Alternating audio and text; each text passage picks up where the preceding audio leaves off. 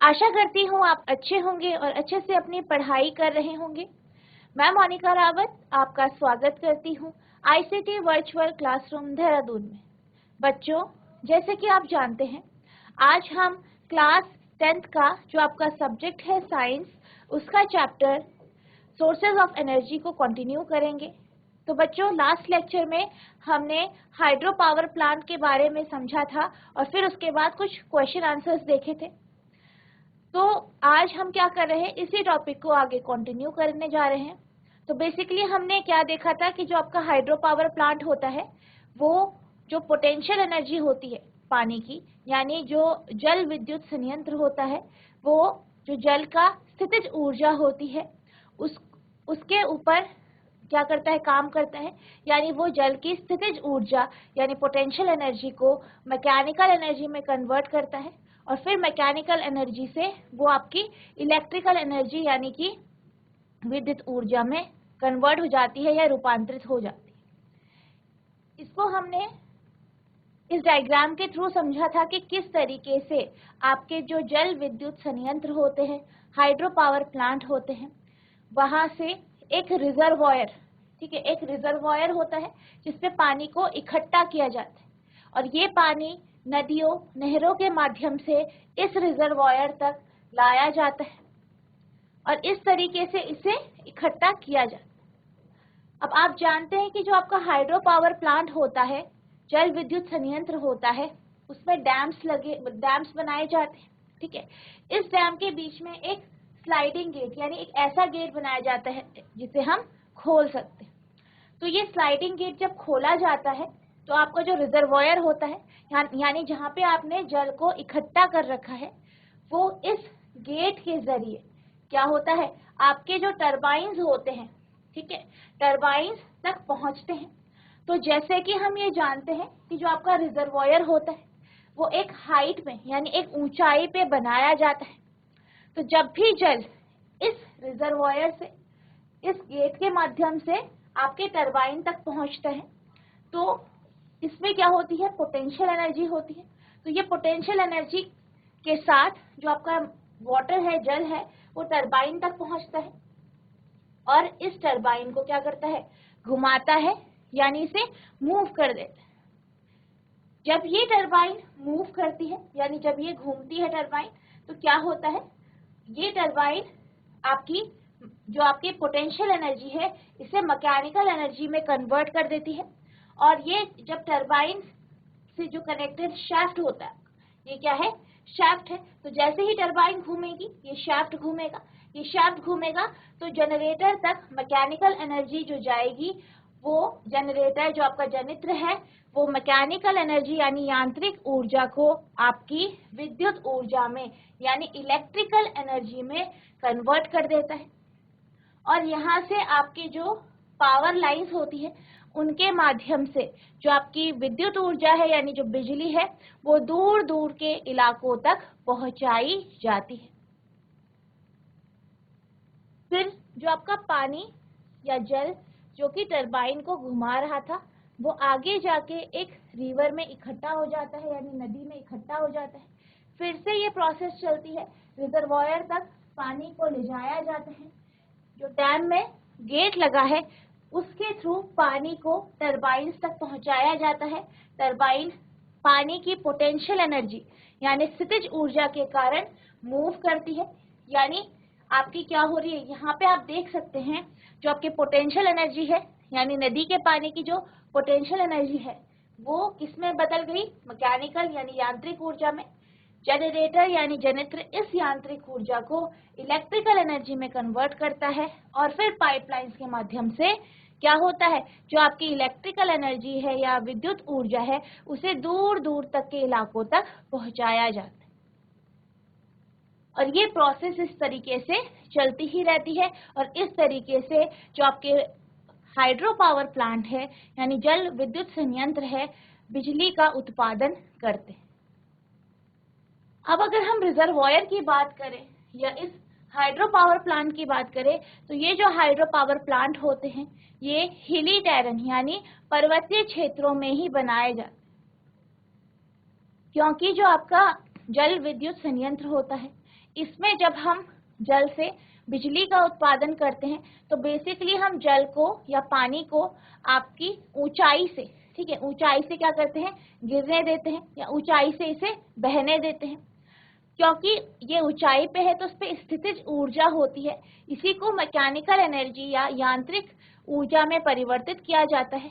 इसीलिए ताकि हमारे रिजर्वॉयर एक ऊंचाई पे रहे, इन डैम्स या जो आपके ये हाइड्रो पावर प्लांट है, डैम है, इनको ज्यादातर हिली टेरेन या फिर पर्वतीय क्षेत्रों पे ही बनाया जाता है। तो the dams can be constructed only in a limited number of places, preferably in hilly terrains. बांध का केवल कुछ सीमित क्षेत्रों में ही निर्माण किया जा सकता है तथा इनके लिए पर्वतीय क्षेत्रों को अच्छा माना जाता है। यानी जो आपके हाइड्रो पावर प्लांट है, जल विद्युत संयंत्र है, इनको पर्वतीय क्षेत्रों में ही बनाया जाता है, इनको यहीं पे बनाना उचित माना जाता है। क्योंकि जैसे कि मैंने आपको बताया क्या होता है इस प्रोसेस में, आपका जो पानी है उसे ऊंचाई से बहने दिया जाता है, तो और आपकी पोटेंशियल एनर्जी यानी जो आपकी स्थितिज ऊर्जा है उसे यांत्रिक ऊर्जा में परिवर्तित किया जाता है, और फिर यांत्रिक ऊर्जा की वजह से वो फिर आपका जनरेटर के माध्यम से इलेक्ट्रिकल एनर्जी यानी विद्युत ऊर्जा में परिवर्तित होती है। तो यही कारण है कि इस जो डैम्स होते हैं इनको हिली टेरेन या फिर पर्वतीय क्षेत्रों में बनाना उचित माना जाता है। जब भी ये डैम्स बनाए जाते हैं, ठीक है, जब भी डैम्स और ये आपके हाइड्रो पावर प्लांट, जल विद्युत संयंत्रों का निर्माण किया जाता है तो बेसिकली क्या होता है कि बहुत सारा एग्रीकल्चरल लैंड यानी कृषि योग्य भूमि और ऐसी भूमि जहाँ लोग रहते हैं, मानव आवासीय भूमि जो होती है, ये भी इसमें डूब जाती है। तो जब भी बांधों का निर्माण होता है तो जिस एरिया में बांध का निर्माण होता है उस एरिया में जब क्या होता है, निर्माण होता है, तो पानी की वजह से ह्यूमन सेटलमेंट या जो लोग वहाँ रह रहे हैं उनको कहीं और स्थापित किया जाता है, और उस एरिया में जितने भी पेड़ पौधे या और जो भी आपकी कृषि योग्य भूमि होती है वो सब पानी में क्या हो जाती है, डूब जाती है। Large area of agricultural land human habitation are to be sacrificed as they get submerged. बांध निर्माण से बहुत सी कृषि योग्य भूमि तथा मानव आवास डूबने के कारण नष्ट हो जाती है। अब इसके वजह से क्या होता है, बहुत सारे जो इकोसिस्टम, ठीक है, जो आपके इकोसिस्टम होते हैं, पारिस्थितिक तंत्र जो होते हैं वो नष्ट हो जाते हैं, क्योंकि एक एरिया है वहाँ क्या हो रहा है, पानी में वो डूब रहा है, तो बेसिकली वहाँ का कुछ इकोसिस्टम होता है, यानी वहाँ आप जानते हैं जीव जंतु, कीड़े मकोड़े, पेड़ पौधे होते हैं, तो वो क्या हो जाते हैं, सब पानी में डूब जाते हैं। और जब ये सब चीजें पानी में सबमर्ज हो जाती है, डूब जाती हैं, तो क्या होता है, ये सड़ जाती है, ठीक है, सड़ जाती है। इनके सड़ने से डिकम्पोजिशन यानी विघटन होता है, इनका विघटन होता है, डिकम्पोजिशन होता है, जिस कारण विशाल मात्रा में मीथेन गैस उत्सर्जित होती है। कौन सी गैस उत्सर्जित होती है, मीथेन गैस। और आपने ये पढ़ा होगा कि जो आप मीथेन गैस होती है, ठीक है, वो एक ग्रीन हाउस गैस है। कैसी गैस है, ग्रीन हाउस गैस है। ग्रीन हाउस गैस का मतलब, ग्रीन हाउस गैस ऐसी गैस होती है जो सूर्य से आने वाली जो रेडिएशंस हैं, जो तरंगे हैं, जो ऊष्मा है, उनको पृथ्वी पे ही ट्रैप करके रख देती है या बांधे रहती है, उन्हें रिफ्लेक्ट यानी परावर्तित होने नहीं देती, जिस कारण क्या होता है, पृथ्वी का जो तापमान है वो बढ़ जाता है। यानी जब भी किसी एरिया में डैम का कंस्ट्रक्शन होगा, बांध बनाए जाएंगे, तो क्या होगा, बहुत सारा एरिया पानी में डूब जाएगा। पानी में डूबेगा यानी जो उसका इकोसिस्टम है, ठीक है, जो उसका पारिस्थितिक तंत्र है, उसको नुकसान पहुंचेगा, वो दब जाएंगे, वो सड़ जाएंगे, जो पेड़ पौधे हैं, कीड़े मकोड़े हैं, वो वहां मर के सड़ जाएंगे, जिस कारण क्या होगा, मीथेन गैस उत्सर्जित होगी जो कि ग्रीन हाउस गैस है। इसके साथ साथ जैसे कि मैंने आपको बताया कि जब पानी वहाँ किसी एरिया में क्या होगा, भर जाएगा, तो वहाँ के लोगों को भी उस जगह से कहीं और स्थापित किया जाएगा, डिस्प्लेस किया जाएगा, यानी उनका विस्थापन हो, तो बेसिकली क्या होगा, लोगों को अपने घर, अपने पेड़ पौधे या आप अपने जो खेत खलियान हैं उन सबको छोड़ के जाना पड़ेगा। तो इस तरीके की जो है आपके जो डैम्स हैं, बांध हैं या जल विद्युत संयंत्र हैं, इनके कंस्ट्रक्शन की वजह से इस तरीके की प्रॉब्लम्स फेस की जाती है। तो यही कारण है कि जब टिहरी डैम या सरदार सरोवर डैम जब बन रहे थे तो लोगों ने इसका विरोध किया, क्योंकि इससे क्या हो रहा था, एक इकोसिस्टम पे हानि हो रही थी, जिस कारण हमारे एनवायरनमेंट, जो हमारा वायुमंडल है, उस पे फर्क पड़ रहा था, और दूसरा लोगों को अपने घर, अपनी जमीन छोड़ के दूसरी जगह जाना पड़ रहा। Large ecosystem are destroyed when submerged under the water in dams. बांध के जल में डूबने के कारण बड़े बड़े पारिस्थितिक तंत्र नष्ट हो जाते हैं। ठीक है, जैसे मैंने आपको बताया, जब पानी में कोई भी एरिया डूबता है डैम की वजह से पानी में, तो क्या होता है, वहां के जो पारिस्थितिक तंत्र हैं, बड़े बड़े जो इकोसिस्टम है, लार्ज इकोसिस्टम है, वो क्या हो जाते हैं, नष्ट हो जाते हैं, यानी खत्म हो जाते हैं। The vegetation which is submerged rot under anaerobic condition and gives rise to large amount of methane which is also a greenhouse gas। जो पेड़ पौधे, वनस्पति आदि जल में डूब जाते हैं, वे अवायवीय परिस्थितियों में सड़ने लगते हैं और विघटित होकर विशाल मात्रा में मीथेन गैस का उत्पादन करते हैं, जो कि क्या है, एक ग्रीन हाउस गैस है।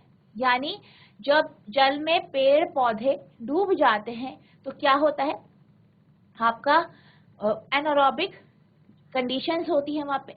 एनारोबिक कंडीशन या आप बोलते हैं अवायवीय कंडीशंस या अवायवीय परिस्थितियां, ये ऐसी परिस्थिति होती है जबकि एयर नहीं मिलता है, यानी जब भी डिकम्पोजिशन होता है, विघटन होता है, तो जो आपके वहां पे जो भी आपके मटेरियल है, जैसे कि पेड़ पौधे सड़ रहे हैं, तो वहां पे एयर नहीं है, हवा नहीं है। ठीक है, तो ऐसी कंडीशन में जब डिकम्पोजिशन या विघटन होता है, इसे हम क्या कहते हैं, एनारोबिक परिस्थितियां, एनारोबिक कंडीशन या अवायवीय परिस्थितियां कहते। तो इसके कारण क्या होता है, बहुत ज्यादा अमाउंट में मीथेन गैस का उत्सर्जन होता है, जो कि क्या है, ग्रीन हाउस गैस है, यानी जिसके कारण ग्लोबल वार्मिंग का जो ग्लोबल वार्मिंग है या पृथ्वी का जो टेम्परेचर है, तापमान है, वो बढ़ने लगता है। It creates the problem of satisfactory rehabilitation of displaced people. बांधों के निर्माण से विस्थापित लोगों के संतोषजनक पुनर्वास व क्षतिपूर्ति की समस्या भी उत्पन्न हो जाती है, यानी लोगों को अपने घर, अपनी जमीन, अपनी जगह छोड़ के जाना पड़ जाता है। Opposition to the construction of Tihri Dam on the river Ganga and Sardar Sarovar project on the river Narmada due to such problem। Ganga नदी पर टिहरी बांध के निर्माण तथा नर्मदा नदी पर सरदार सरोवर बांध के निर्माण की परियोजनाओं का विरोध इसी प्रकार की समस्याओं के कारण ही हुआ था। यानी यही वो कंडीशंस थी, यही वो रीजंस थे, यही वो प्रॉब्लम्स थी, परेशानियां थी, जिनके कारण लोगों ने सरदार सरोवर प्रोजेक्ट और जो आपका टिहरी बांध प्रोजेक्ट था, इनका ओपोजिशन किया, यानी इनके विरोध में।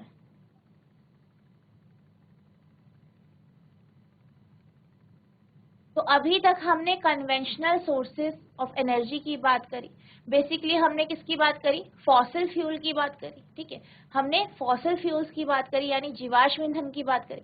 फिर हमने हाइड्रो पावर प्लांट, यानी जो आपकी जल विद्युत संयंत्र है, या आपकी जो हाइड्रो एनर्जी, ठीक है, यानी ऐसी एनर्जी जो हमें पानी से प्राप्त होती है, इसकी हमने बात करी।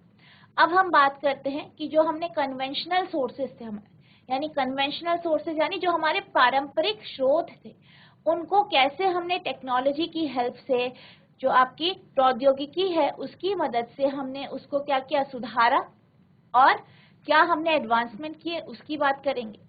तो सबसे पहले हमारे पास बायोमास आता है। ठीक है, यानी जैव मात्रा जिसे कहते हैं बायोमास। तो बायोमास से आप समझ सकते हैं ऐसा मास या ऐसा मटेरियल जो हमें जीव जंतुओं से प्राप्त होते हैं, चाहे वो प्लांट्स हो, पौधे हो, चाहे वो आपके एनिमल्स यानी जंतु हो। हमें जो इन लिविंग ऑर्गेनिज्म यानी ऐसे ऑर्गेनिज्म, ऐसी जो ऑर्गेनिज्म है जो कि जीवित है, जो जीव हैं, उनसे जो हमें मास प्राप्त होता है, जो हमें मिलता है उसे हम बायोमास कहते हैं। ठीक है, जो भी आपका मल हो सकता है, कोई पार्ट हो सकता है जैसे पेड़ पौधे की, तो इन्हें हम बायोमास कहते हैं। अगर हम बायोमास की बात करें तो हम बात कर सकते हैं लकड़ी की। ठीक है, सबसे पहले हमारा जो पारंपरिक जो स्रोत है, कन्वेंशनल सोर्स है ऊर्जा का, वो हमारी लकड़ी है। पुराने समय से ही आप ये जानते हैं लकड़ी का उपयोग ऊर्जा के लिए किया जाता है, ईंधन के रूप में किया जाता है। तो बेसिकली लकड़ी क्या है, आपको पौधे से प्राप्त होती है। किससे प्राप्त होती है? पौधे से, पेड़ों से प्राप्त होती है। तो पेड़ क्या है? आपके जीव है। ठीक है, बायोमास है। तो ये क्या है? एक बायोमास। ठीक है, तो आप ये कह सकते हैं कि जो हमारा कन्वेंशनल सोर्स है यानी पारंपरिक स्रोत है ऊर्जा का, सबसे पहला हमारा क्या है? लकड़ी है। अगर हम लकड़ी की बात करें तो हमें लकड़ी पेड़ से मिलती है। और आप ये जानते हैं कि जो आपके पेड़ पौधे होते हैं वो प्रकाश संश्लेषण यानी फोटोसिंथेसिस प्रोसेस की हेल्प से अपना खाना बनाते हैं, फूड बनाते हैं। तो बेसिकली वो क्या करते हैं, इसमें सनलाइट यानी सूर्य का जो प्रकाश है उसका उपयोग करते हैं। यानी जो उसमें या आपके जो पेड़ पौधे हैं वो डायरेक्टली क्या कर रहे हैं, आपका सूर्य का प्रकाश ले रहे हैं, यानी उसी के कारण जो है पेड़ पौधे बढ़ रहे हैं, फल दे रहे हैं। ठीक है, तो हम ये कह सकते हैं कि जैसे कि मैंने आपको पहले बताया था कि सन जो है, सूर्य जो है, वो अल्टीमेट सोर्स है एनर्जी का। तो आप इस तरीके से भी ये देख सकते हैं कि जो आपका सूर्य है या जो सूर्य की ऊर्जा है वो अल्टीमेट सोर्स है क्या का? ऊर्जा का। तो इस तरीके से हम ये कह सकते हैं कि हम लकड़ियों का पारंपरिक तौर से यूज कर रहे हैं, जो कि क्या है? एक बायोमास या जैव मात्रा है। अब इससे अगर हम थोड़ा आगे जाएं तो आप उपलों के बारे में जानते होंगे, यानी काऊ डंग केक्स जिन्हें हम कहते हैं। तो हम इनका उपयोग क्या में करते थे? इनका क्या किया जाता था, जो आपके गाय का जो गोबर होता है उसको सुखा के उसके क्या बनाए जाते थे? उपले बनाए जाते। ठीक है, उपले बनाए जाते थे। जैसे कि आप अभी भी अपने घरों में देख सकते हैं कि जिनके यहाँ जो पशु होते हैं उनके गोबर से आपकी जो माँ है, मम्मी है, वो लोग क्या करते हैं? उपले बनाते हैं। ठीक है, तो वो उपले बनाते हैं। तो उपले से क्या करते हैं? उपले से हम ईंधन के तौर पे यूज करते हैं, आग जलाने में उसका यूज करते हैं, उससे हम खाना भी पकाते हैं। पर जो हमारे उपले हैं, जैसे कि आप देख सकते हैं, ये क्या है? एक बायोमास है। हमें किससे मिल रहे हैं? पशुओं से मिल रहे हैं, गाय से मिल रहे हैं। ठीक है, भैंसों से मिल रहा है गोबर। तो ये क्या है? एक बायोमास है। हम बायोमास यानी जैव मात्रा है एक तरीके से, हम इसका उपयोग कर रहे हैं और उपले बना रहे हैं, यानी काऊ डंग केक बना रहे हैं। फिर इसका उपयोग ईंधन यानी फ्यूल के तौर पे कर रहे हैं, खाना बनाने में। ठीक है, सर्दियों में आग सेकने के लिए, आग जलाने के लिए। ठीक है, हम क्या करते हैं? उपलों का उपयोग करते हैं। पर अगर हम उपलों की बात करें, जब भी उपलों को जलाया जाता है उनसे बहुत ज्यादा धुआं होता है। क्या होता है? बहुत ज्यादा धुआं होता है, बहुत ज्यादा स्मोक होता है। और साथ ही साथ जब वो जलते हैं तो इतनी ज्यादा हीट या इतनी ज्यादा ऊष्मा उत्पन्न नहीं करते, यानी जो उपले होते हैं इनकी जो कैलोरीफिक वैल्यू होती है वो बहुत कम होती है। तीसरी बात, जब भी ये जलते हैं इसके बाद आपने देखा होगा कि बहुत ज्यादा राख ये उत्पन्न करते हैं, यानी जब इनका क्या होता है? दहन होता है, ये जलते हैं, इनको हम जलाते हैं, तो उसके बाद जब बहुत ज्यादा हमारे पास राख मिल जाती है, यानी हमें बहुत ज्यादा रेसिड्यू मिलता है। तो ये भी हमारा एक पारंपरिक स्रोत है। ठीक है, पर इससे क्या हो रहा है? हमें बहुत ज्यादा हीट एनर्जी यानी ऊष्मा नहीं मिल रही, बहुत ज्यादा धुआं हो रहा है, और क्या हो रहा है? बहुत ज्यादा रेसिड्यू यानी बहुत ज्यादा चीजें या जो है आपको राख प्राप्त हो रही है।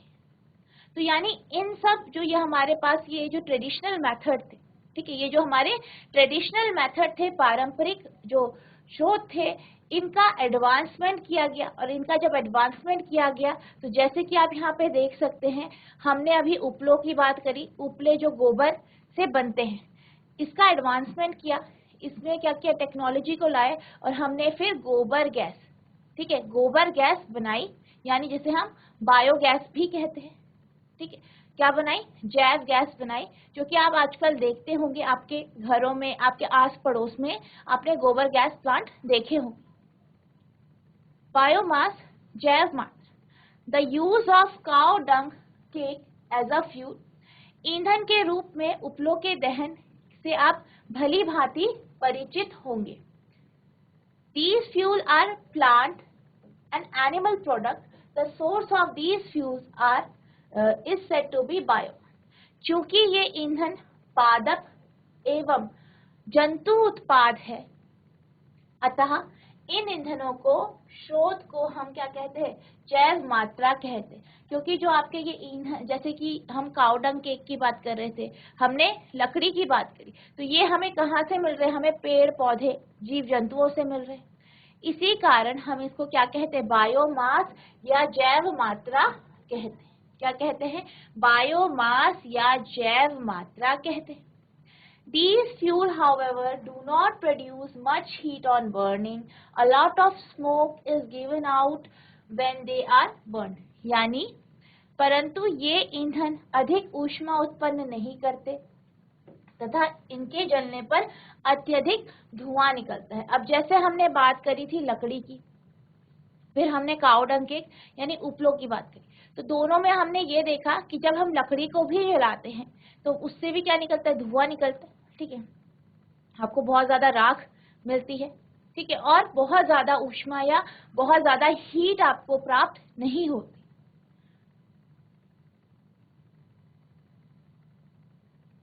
तो जैसे कि मैंने आपको बताया कि इन सब जो हमने रेजिड्यू थे, हमने काउडंग केक के बारे में देखा, यानी गोबर के जो उपले होते हैं उनके बारे में देखा, लकड़ी के बारे में देखा, तो बहुत ज्यादा ये क्या कर रहे हैं, धुआं उत्पन्न कर रहे हैं, यानी प्रदूषण कर रहे हैं।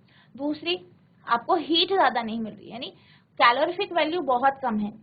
और हमने ये भी देखा कि बहुत ज्यादा राख ये उत्पन्न कर रहे हैं, यानी जो आपको लास्ट में बचता है वो राख आपको बहुत सारी दिखाई दे। तो क्या किया, इसमें एडवांसमेंट किया गया, ठीक है, इसमें एडवांसमेंट किया गया, यानी कि जो आपका गोबर होता है, ठीक है, गाय का गोबर होता है, आपके जो फसलें कटती है, ठीक है, जो फसलें कटती है उनका जो बचा हुआ, जैसे कि आपकी पराली हो गया, कुछ भी हिस्सा उसका बचा होता है, उसको आपके जो सब्जियों का छिलके होते हैं, सब्जियों का जो वेस्ट होता है, जो आपका सीवेज होता है, वहित मल होता है, इन सबको क्या किया जाता है, आपका अपघटित किया जाता है या डिकम्पोज किया जाता है, किसमें, जब ऑक्सीजन की मात्रा नहीं होती है, यानी एनारोबिक प्रोसेस में, ठीक है, एनारोबिक प्रोसेस में क्या किया जाता है, इन सब चीजों को डिकम्पोज किया जाता है, ठीक है। और घरों में ज्यादातर मेनली आपने देखा होगा कि गाय की जो गाय होती है, काऊ होती है, उसका जो डंग होता है, यानी जो आपका गाय का गोबर होता है, इसी का सबसे ज्यादा उपयोग किया जाता है इसमें।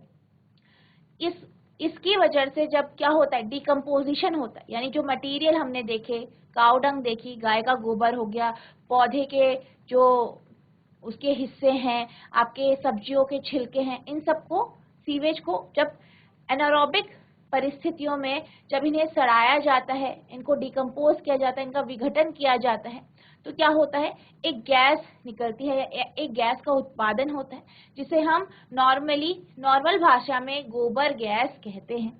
ये एक बायोगैस होती है, इसमें आपकी सबसे ज्यादा मीथेन होती है, कार्बन डाइऑक्साइड होती है, हाइड्रोजन और हाइड्रोजन सल्फाइड जैसी गैसें आपको प्राप्त होती है। यानी बेसिकली जो आपका गोबर गैस होता है, ठीक है, जो बायोगैस होती है, वो आपका बायो प्रोडक्ट्स है, यानी हमें जीव जंतुओं से या जो आपके पौधे हैं, जंतु हैं, उनसे जो भी प्रोडक्ट मिलता है, ठीक है, जो भी मिलता है उनसे इस गैस का क्या क्या किया जाता है, उत्पादन किया जाता है। तो बेसिकली जब ये एनारोबिक कंडीशन में सड़ाया जाता है तो आपको जो गैस मिलती है उसे ही हम गोबर गैस कहते हैं। Cow dung, various plant material like the residue after the harvesting of crop, vegetable waste, sewage are decomposed in the absence of oxygen to give biogas. इसी प्रकार गोबर फसलों के कटने के पश्चात बचे अवशिष्ट, सब्जियों के अवशिष्ट जैसे विविध पादप तथा वाहित मल जब ऑक्सीजन की अनुपस्थिति में अपघटित होते हैं, यानी ये क्या होते हैं, अपघटित होते हैं, इनका डिकम्पोजिशन किया जाता है तो बायोगैस जैव गैस निकलती है। यानी जब भी जो ये बायो मटेरियल है इनका क्या किया जाता है, ऑक्सीजन के एब्सेंस में इनका डिकम्पोजिशन होता है तो हमें बायोगैस मिलती है। Since the starting material is mainly cow dung, it is popularly known as गोबर गैस। चूंकि इस गैस को बनाने में उपयोग होने वाला आरंभिक पदार्थ मुख्यतः गोबर है, इसलिए हम इसे गोबर गैस के नाम से जानते हैं। यानी इसका जो प्रचलित नाम है वो क्या है, गोबर गैस है, यानी जिसे हम बायोगैस भी बोलते हैं। और ये क्या होती है, बायोगैस होती है, इसे हम बायोगैस भी कहते हैं क्योंकि ये एक प्लांट और एनिमल का प्रोडक्ट है, यानी जो आपके जीव है, पौधे हैं, उनसे हमें ये प्राप्त हो रहा है, इसीलिए हम इसे बायोगैस भी कहते हैं।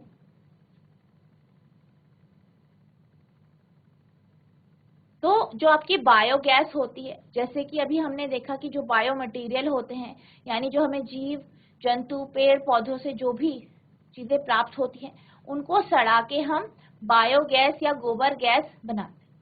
तो बेसिकली जो आपका बायोगैस प्लांट होता है, ठीक है, या गोबर गैस प्लांट जो होता है, या जिसे आप जैव मात्रा संयंत्र कहते हैं, वो आपका कुछ इस तरीके से होता है। ये आपका क्या है, बायोगैस प्लांट है। इसको बेसिकली आपकी जो ईंटें होती हैं उनसे बनाया जाता है, उनसे इस स्ट्रक्चर को बनाया जाता है। आप यहाँ पे देख सकते हैं, इस पे एक यहाँ पे अलग अलग आपको यहाँ पे चैम्बर्स दिखाई दे रहे होंगे, ठीक है, ये क्या है, अलग अलग चैम्बर्स है। तो पहला जो चैम्बर है, यहाँ से आप क्या करते हैं, यहाँ पे आप गोबर का और पानी का घोल, यानी गोबर और पानी को बराबर मात्रा में मिला के यहाँ पे डालते हैं, जिसे हम स्लरी कहते हैं। इसको, इस घोल को हम क्या कहते हैं, स्लरी। यानी गोबर और पानी का जो घोल होता है, क्या होता है, गोबर और पानी का जो घोल होता है उसे हम स्लरी कहते हैं और उसे हम यहाँ पे डालते हैं। इसके बाद क्या होता है, जब वो स्लरी होता है वो आपका इस चैम्बर में, ये जो आपका चैम्बर है आपको यहाँ पे दिखाई दे रहा होगा, यहाँ पे ये भर जाता है। और इस चैम्बर में यहाँ पे आपको ये दिखाई दे रहा होगा, ये क्या है, एग्जिट है। और यहाँ से वो इस जो ये आपको यहाँ गुंबद की तरह ये दिखाई दे रहा है आर्क शेप में, इस चैम्बर तक ये जो आपका स्लरी है वो पहुंच जाता है। अब आप यहाँ पे देख रहे होंगे कि इस चैम्बर में, ये जो चैम्बर है, ये जो चैम्बर आपको दिखाई दे रहा है, यहाँ पे कहीं भी आपको हवा आने की या किसी भी तरीके की एयर, ऑक्सीजन या वायु आने की कोई जगह आपको दिखाई नहीं देती। इसका मतलब ये है कि इसका कंस्ट्रक्शन कुछ इस तरीके से किया जाता है ताकि वायु, आपकी जो हवा है, वायु है, या आप बेसिकली अगर हम ऑक्सीजन की बात करें, वो इस गैस टैंक तक ना पहुंचे। अब होता क्या है, बेसिकली जब ये स्लरी, ठीक है, यहाँ पहुंच जाती है, गैस टैंक में पहुंच जाती है, तो यहाँ पे आपको दिखाई दे रहा होगा कि किसी भी तरीके से एयर की आने की कोई भी जगह नहीं। तो यानी क्या होता है, यहाँ पे जब जो आपका स्लरी है, ठीक है, गोबर है जो पानी के साथ मिलाया गया है, वो जब इस जगह आता है तो क्या होता है, वो कुछ टाइम बाद, कुछ समय बाद सड़ने लगता है, उसका डिकम्पोजिशन होने लग जाता है, ठीक है, उसका क्या होने लग जाता है, डिकम्पोजिशन। और किस समय होता है डिकम्पोजिशन, यहाँ पे होता है, और बगैर ऑक्सीजन के उसका डिकम्पोजिशन होता है, यानी एक एनारोबिक प्रोसेस यहाँ पे होती है। तो जब यहाँ पे ये प्रोसेस होती है तो इस प्रोसेस में क्या होता है, आपकी गैस निकलती है जिसे हम गोबर गैस कहते हैं। यानी जब डिकम्पोजिशन होता है स्लरी का तो इस चैम्बर में एक गैस निकलती है जिसे हम बायोगैस या गोबर गैस कहते हैं। अब जब इस चैम्बर में बहुत ज्यादा गैस भर जाती है, ठीक है, बहुत ज्यादा गैस भर जाती है, तो इस गैस आउटलेट के माध्यम से, यानी जो ये आपके यहाँ पे पाइप दिखाई दे रहा है, इसके माध्यम से ये बाहर चली जाती है और इस पाइप के माध्यम से इसे दूर दूर तक गांवों तक पहुंचाया जाता है। यानी जो आसपास के घर हैं, दूर पे जो घर हैं जहाँ पे बायोगैस पहुंचानी है, वहां तक इसे पहुंचाया जाता है। अब जो ये गैस यहाँ पे जो गैस टैंक पे बनती है, इसके कारण क्या होता है, जो स्लरी, ठीक है, जो बाद में आपका जो भी मटेरियल बचा है वो इस गैस की वजह से ऊपर धकेला जाता है, यानी वो इस गैस की वजह से ऊपर इस पे प्रेशर पड़ता है और ये ऊपर चल जाता है। और जो भी इसमें गैस बनने के बाद जो भी आपको मटेरियल बचा हुआ मिलता है, उसको एज अ मैन्योर, ठीक है, खाद के रूप में उपयोग किया जाता है। यानी अगर हम बायोगैस प्लांट की बात करें, यहाँ गोबर गैस की बात करें, तो यहाँ पे हम क्या कर रहे हैं, गोबर गैस का यूज कर रहे हैं। किसके लिए? पहले तो आपका गैस के तौर पे हो रहा है, गोबर गैस प्लांट में जो भी आपका स्लरी जा रहा है, गोबर और पानी का घोल जा रहा है, उससे गोबर गैस बन रही है। दूसरा क्या हो रहा है, जो उसमें बचा, जो भी मटेरियल उसमें बचा, उसका उपयोग हम मैन्योर के तौर पे कर रहे हैं, यानी खाद के तौर पे कर रहे हैं। क्योंकि जो आपका ये इसमें जो भी आपको मटेरियल बचता है, जिसे हम फर्टिलाइजर के तौर पे या खाद के तौर पे जिसका हम यूज कर रहे हैं, जो कि हमें ये आउटलेट में मिलता है, इसमें बहुत ज्यादा नाइट्रोजन और फास्फोरस होता है, जो कि बहुत ही एक अच्छी खाद होती है।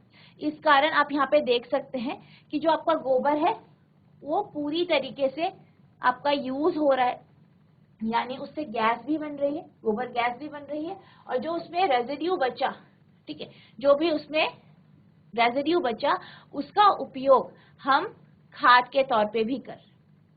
अगर हम बात करें हमारे जो ट्रेडिशनल मेथड थे, अगर इसका कंपैरिजन अगर हम अपने ट्रेडिशनल मेथड से करें, यानी अगर हम उपलों से करें, तो जब हम ये जानते हैं जो उपले होते हैं गोबर से बने होते हैं, और गोबर एक बहुत अच्छी खाद होती है, उसमें आपके बहुत सारे न्यूट्रिएंट्स होते हैं, नाइट्रोजन होते हैं, फास्फोरस होते हैं, जो कि पौधों के लिए चाहिए होते हैं।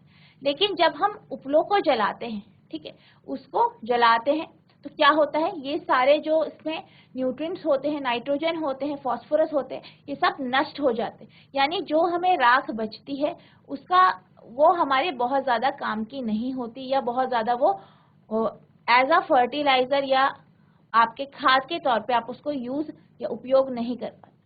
लेकिन अगर हम जब बात करते हैं बायोगैस की, तो अगर हम बायोगैस प्लांट की बात करते हैं या बायोमास की बात करते हैं, इस केस में क्या होता है, आपकी जो बायोगैस बनती है वो as a fuel, as a ईंधन के तौर पे आप उसका यूज कर रहे हो। लेकिन जो उस पे वेस्ट मटेरियल या जो भी इसमें मटेरियल बचा, उसका आप यूज एज अ फर्टिलाइजर या एज अ खाद के तौर पे भी आप उसका उपयोग करते हैं, जिससे आपको क्या होता है, बहुत फायदा होता है। यानी इसका कोई भी आपको रेजिड्यू नहीं मिलता। अब अगर हम गोबर गैस की बात करें, तो गोबर गैस की, जैसे मैंने आपको बताया कि जो गोबर गैस होती है उसमें आपको मीथेन होती है, उसके कांस्टेंट क्या क्या होते हैं, मीथेन होते हैं, ठीक है, क्या क्या होता है, मीथेन होता है आपका। दूसरा आपका कार्बन डाइऑक्साइड, क्या होता है, कार्बन डाइऑक्साइड। तीसरा आपका और क्या होता है, हाइड्रोजन होता है, और आपका हाइड्रोजन सल्फाइड होता है।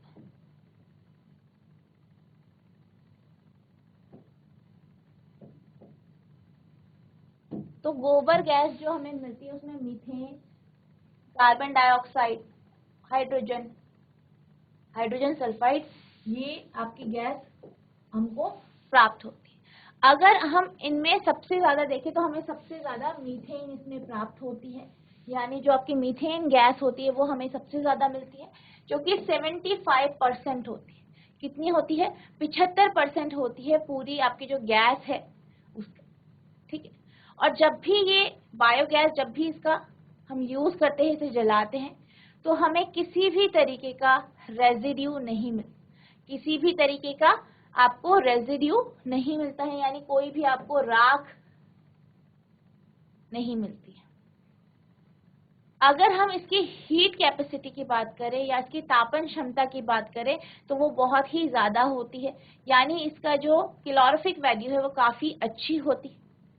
इसका उपयोग लाइटनिंग में भी किया जाता है। Biogas is an excellent fuel as it contains 75% methane. जैव गैस का उत्तम ईंधन है। क्या है ये? उत्तम ईंधन है। इसमें 75% तक मीथेन गैस होती है। कितनी? 75% इसमें मीथेन गैस होती है। इट बर्न्स विदाउट स्मोक, यानी यह धुएं उत्पन्न किए बिना जलती है। ठीक है, बगैर धुएं के ये जलती है, यानी जब भी इसको जलाया जाता है तो धुआं उत्पन्न नहीं होता है। leaves no residue like ash and wood, charcoal and coal burning, यानी लकड़ी, चारकोल और कोयले के विपरीत जैव गैसों के जलने से या उसके पश्चात राख जैसा कोई अपशिष्ट शेष नहीं बचता, यानी आपको किसी भी तरीके का आपको यहाँ पे राख नहीं मिलेगी, कोई भी रेजिड्यू नहीं मिलेगा। तो अगर हम यहाँ बात करें तो आपका यहाँ पे लकड़ी की बात की गई है, तो लकड़ी जैसे कि हम जानते हैं ये क्या है? एक बायोमास है। चारकोल की बात करें तो जब भी लकड़ी को एक वायु या एयर के या ऑक्सीजन के लिमिटेड सप्लाई में जब इसको जलाया जाता है, यानी सीमित, बहुत कम ऑक्सीजन, एक सीमित तौर पे ऑक्सीजन दे के इसको जलाया जाता है तो ये चारकोल में बदल जाती है। तो इससे भी आपको क्या होता है? रेजिड्यू मिलता है, यानी क्या मिलता है आपको? अपशिष्ट मिलता है। ठीक है, इसके बाद कोयला है। कोयले के बारे में हमने पढ़ा है, कोल के बारे में हमने पढ़ा है, तो हम ये जानते हैं कोयले से भी क्या होता है? बहुत सारी आपने देखा है कि बहुत सारी हार्मफुल गैसेस निकलती है, हानिकारक गैसें, जैसे सल्फर डाइऑक्साइड, आपकी कार्बन मोनोऑक्साइड जैसी गैसें इनसे क्या होती है? उत्पन्न होती है। तो और इनसे राख भी उत्पन्न होता है। तो इन तीनों की तरह आपको जो आपकी बायोगैस होती है, इससे आपकी जो बायोगैस होती है, इससे किसी भी तरीके की राख या किसी भी तरीके का जो अपशिष्ट है वो शेष नहीं बचता।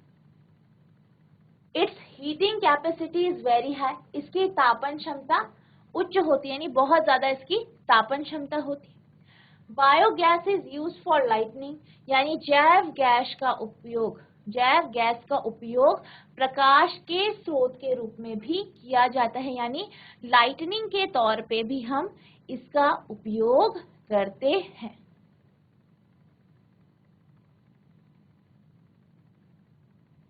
अब जैसे कि हमने बात की, जो स्लरी होती है जो कि बच जाती है, कुछ टाइम के बाद बच जाती है, जो स्लरी यानी बायोगैस बन गई और जो मटेरियल आपका बचा, जो रेजिड्यू था, वो बहुत ही अच्छा मैन्योर होता है। ठीक है, बहुत ही अच्छा मैन्योर यानी खाद के रूप में इसका उपयोग किया जा सकता है, क्योंकि उसमें बहुत ज्यादा क्या होता है? नाइट्रोजन और फॉस्फोरस होते हैं। ठीक है, नाइट्रोजन और फॉस्फोरस होते हैं। The slurry left behind is removed periodically and used as excellent manure rich in nitrogen and phosphorus. जैव गैस संयंत्रों में शेष बची स्लरी, यानी जो हमारी स्लरी बच जाती है, जब बायोगैस बन जाती है उसके बाद जो स्लरी बची, जो भी रेजिड्यू बचा, को समय पर संयंत्र से बाहर निकालते हैं। इस स्लरी में नाइट्रोजन और फॉस्फोरस प्रचुर मात्रा में होते हैं, अतः ये एक उत्तम खाद के रूप में काम आती है, यानी जो मटेरियल बचता है, वो जो स्लरी है, उसका हम उपयोग किसके तौर पे करते हैं?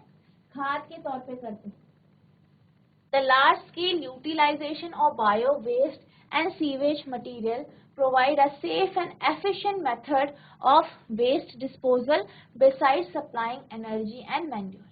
इस प्रकार जैव अवशिष्टों व वहित मल के उपयोग द्वारा जैव गैस निर्मित करने से हमारे कई उद्देश्यों की पूर्ति हो जाती है, जिससे हमें ऊर्जा की सुविधाजनक दक्ष स्रोत मिलता है, उत्तम खाद मिलती है, साथ ही अपशिष्ट पदार्थों के निपटारे का सुरक्षित उपाय भी मिलता है। यानी कि जो आपका ये बायोगैस होता है, इसमें क्या होता है? जो आपका बायो वेस्ट होता है, यानी जैव अपशिष्ट जो होते हैं, वहित मल यानी सीवेज वेस्ट होते हैं, इसका हम प्रॉपरली यूटिलाइजेशन कर सकते हैं, जिससे हमारे बहुत सारे काम हो जाते हैं, या जो हमारी बहुत सारी ज़रूरतें हैं उनकी पूर्ति हो जाती है। जैसे कि हमने यहाँ देखा, किसमें देखा, हमारा जो बायोगैस प्लांट होता है, ठीक है, जो आपका ये बायोगैस प्लांट होता है, इसमें आपका जो गोबर है वो आपका डल रहा है, ठीक है, जो बायो वेस्ट है वो भी आपका यूज हो रहा है, ठीक है।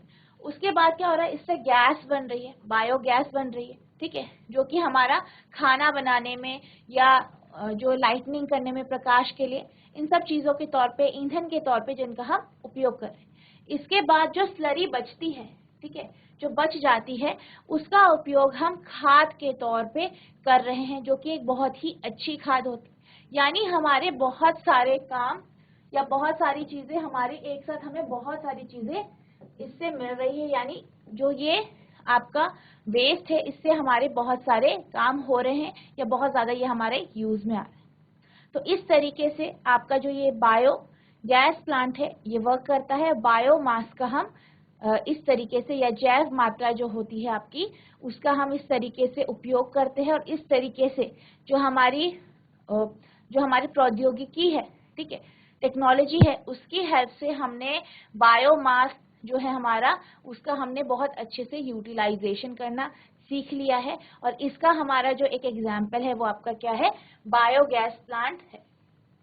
तो बच्चों, मैं आशा करती हूँ जो मैंने आज आपको हाइड्रो पावर प्लांट के बारे में समझाया, यानी जल विद्युत संयंत्रों के बारे में समझाया, आपको समझ में आ गया होगा। इसकी क्या हानियां हैं ये हमने देखी, और क्यों टिहरी डैम और सरदार सरोवर प्रोजेक्ट जब बन रहे थे या इनकी बात चल रही थी तो लोग इसके विरोध में क्यों आए, ये हमने देखा। इसके बाद हमने बायोमास यानी जैव मात्रा के बारे में देखा, बायोगैस प्लांट के बारे में समझा, और इसका कितना यूज होता है, कितनी ये फायदेमंद है, ये हमने देखा। तो बच्चों, मुझे आशा है ये सारे टॉपिक्स आपको अच्छे से समझ में आ गए होंगे। तो बच्चों, आज के लिए बस इतना ही, मिलते हैं हम नेक्स्ट सेशन में। तब तक के लिए thank you and have a nice day.